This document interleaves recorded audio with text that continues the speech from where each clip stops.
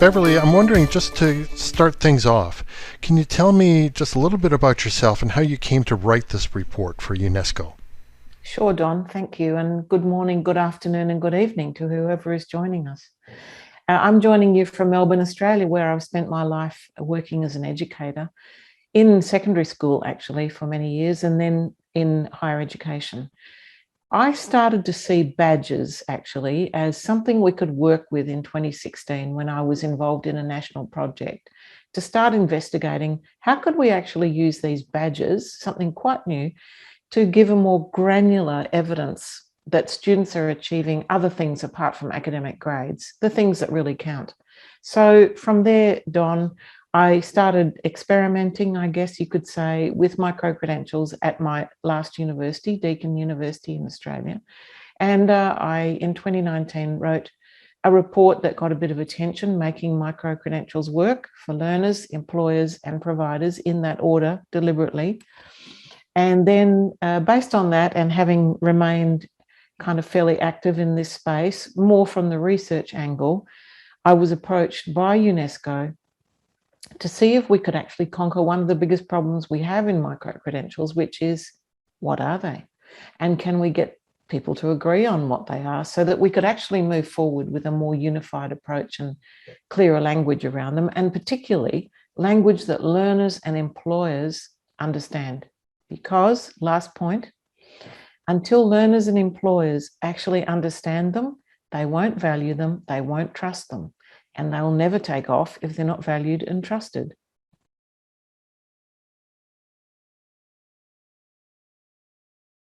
This is a definition that 45 experts from various regions and sectors from all around the world, including Canada, Australia, Africa, South America, Asia, and so on, actually worked on 3 versions of an iterative definition. So what we tried to do was to say, well, this is what a credential is in a sentence. Followed that by 2 or 3 sentences that said, well, there's a big subset of those called macro-credentials. They're the ones we're more familiar with.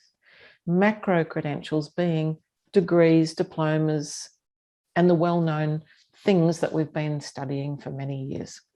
We followed that by, if you like, another subset called micro-credentials, and these are more focused, briefer, usually achieved in a shorter period of time. But apart from that, Don, the definition that we came up with actually had 4 or 5 main elements, most of which are pretty much the same as what you would expect from a longer or more in-depth credential. I guess the defining difference is that a micro-credential, the clue is in the title, in the first actual part of the title. They're briefer and more focused. And the other big difference is not just about the sharpness and the focus on the skills, but the fact that there are many ways of achieving these. You can have a traditional, I'm going to teach you something new, I'm going to test you, I'm going to give you a certificate of some kind or a badge or whatever it is. But there are many uses for micro-credentials where you can actually assess people on their previous experience and the knowledge they already have. So it's a prior learning assessment mechanism as well. You can't do that for a full degree usually. It's extremely unusual and it would be very probably questionable. So that's the great potential of micro-credentials, I think.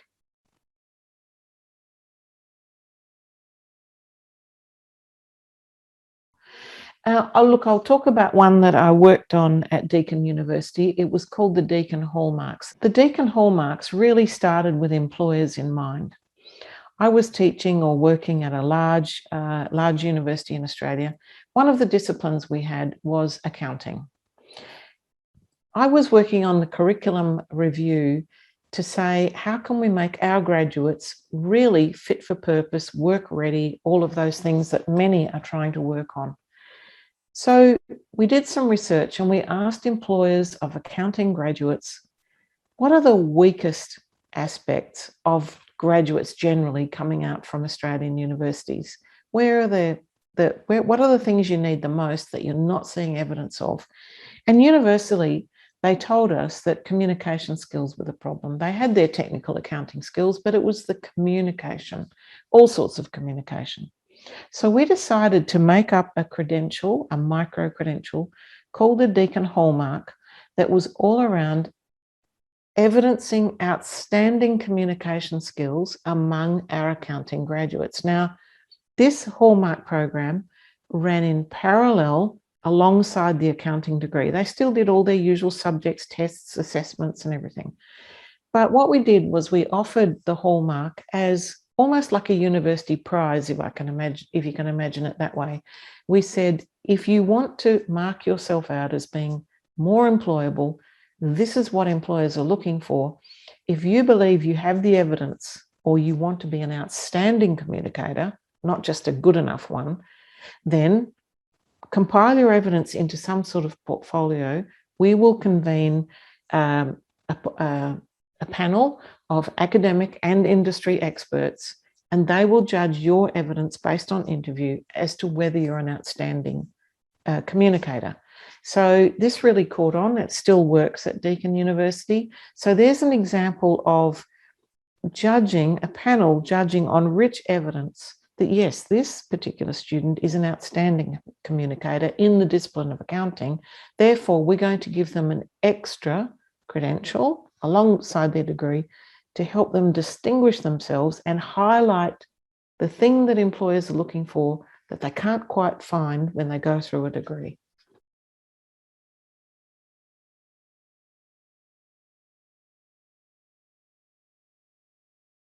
The other one was called Professional Practice Credentials, and this was designed actually for mature, experienced people in the workforce who did not have a master's degree to say, actually, we've come up with some, again, they were fairly generic skills, the things that make you a better employee.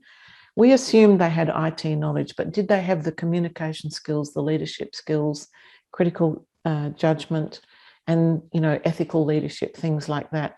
So again, we designed a system where mature, experienced professional people could actually assemble a portfolio, not unlike what you do when you're going for a job interview, but more, if you like, standardized, so that this evidence was presented again to a panel of academic and industry experts who judged that these people actually, even though they didn't have a master's degree, they were operating at mastery level in those particular areas. And there were some IT professional discipline knowledge as well, done in the same way, based on their lived experience of working. Now, what this did, Don, was, I think, one of the bigger problems that we have, certainly in my country, is that we don't know how to tap all the brilliant experience, all the learning from experience that our adult populations have. So once you can turn that experience into a credential, it becomes a countable thing. Because that's one of the problems with experience. You can't quantify it. You know it when you see it in a job interview, but if you can quantify it and you can start giving a person a series of signifiers, let's call them badges, certificates, whatever you want to call them, that starts to give proof and evidence that someone has judged that you can do this, then you can start using those things to do several things. For example, if you did that with your workforce, you start having a capability map of your workforce. You start to see on a graduated level, well, where are the strengths and weaknesses in my collective workforce? Okay, how can I then design a program to help my team actually evidence and achieve these things so that I can actually see what I've got in front of me, rather than a collection of employees with, oh, I know this one's got a degree in that and a certificate in that and a diploma in that. Doesn't tell me much. This is granular capability evidence.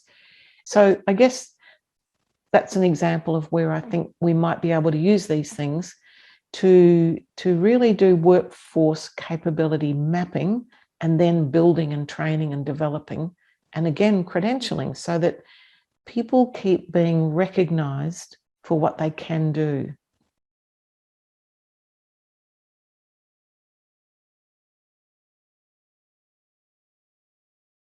It all stands on a couple of things. Their success will depend on the quality of the assessment.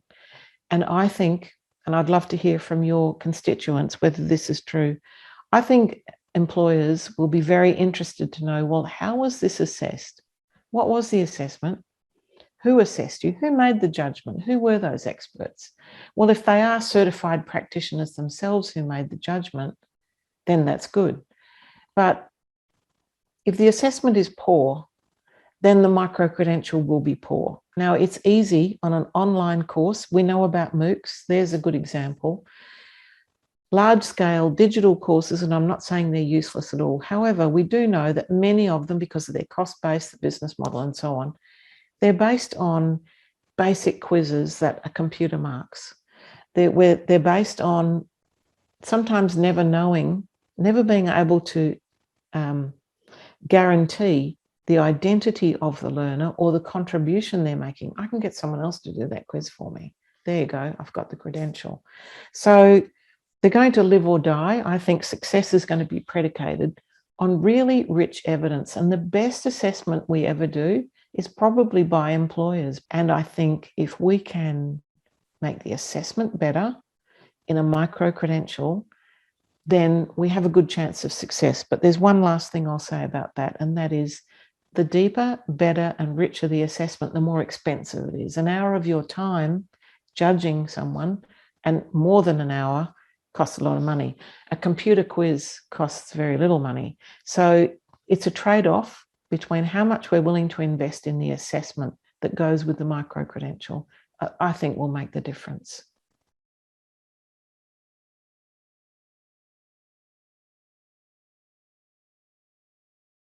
That report is the beginning of a conversation. It's just the start, if you like.